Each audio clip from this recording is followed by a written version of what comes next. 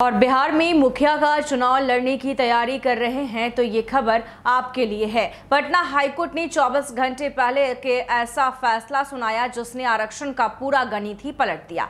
अब तक मुखिया पद पर नौकरी वाला आरक्षण फॉर्मूला चलता था, लेकिन हाईकोर्ट ने साफ कह दिया कि अब नहीं चलेगा। कोर्ट ने 31 पन्नों के आदेश में राज्य निर्वाचन आयोग के एक बड़े फैसले को ही पलट दिया है। आखिर सहरसा के एक मुखिया के केस में ऐसा क्या हुआ कि हाईकोर्ट को कहना पड़ा पंचायत का आरक्षण नौकरी के आरक्षण से बिल्कुल अलग है।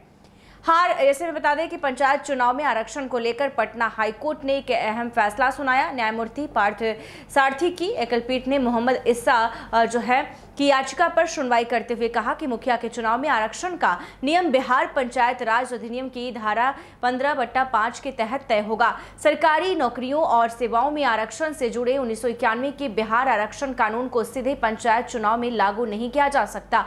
हाईकोर्ट ने सहरसा जिले की ग्राम पंचायत राज सहुरिया के मुखिया मोहम्मद इस्सा के पद से हटाने के मामले में यह फैसला दिया। कोर्ट ने जाति छानबीन समिति की रिपोर्ट और उसके आधार पर राज्य निर्वाचन आयोग की ओर से निर्वाचित मुखिया को पद से हटाने के आदेश को भी रद्द कर दिया।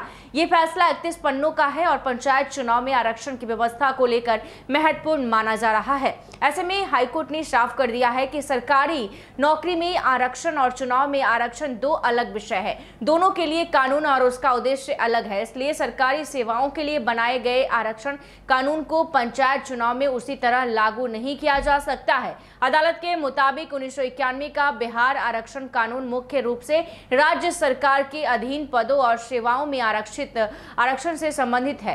पंचायत चुनाव में इस कानून की भूमिका सीमित है और इसका इस्तेमाल यह पहचानने के लिए किया जा सकता है कि कौन कौन सी जातियां पिछड़ा वर्ग की श्रेणी में आती है, लेकिन चुनाव में आरक्षण तय करने के लिए इसका सीधे इस्तेमाल नहीं किया जा सकता।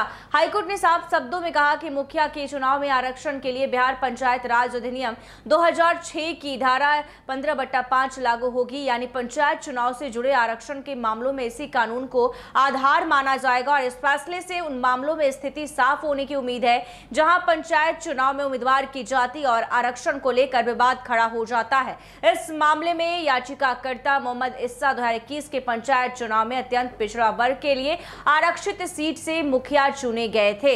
ऐसे में उनके चुनाव को इस आधार पर चुनौती दी गई थी कि उन्हें आरक्षण का लाभ लेने का अधिकार नहीं था। बाद में जाति छानबीन समिति की रिपोर्ट के आधार पर राज्य निर्वाचन आयोग ने उनका चुनाव रद्द कर दिया था और हाईकोर्ट ने इस कार्रवाई को सही नहीं माना और संबंधित आदेशों को निरस्त कर दिया। और कोर्ट ने कहा कि बाद की समिति की रिपोर्ट में पहले की जांच और निष्कर्षों को उचित तरीके से ध्यान में नहीं रखा गया था।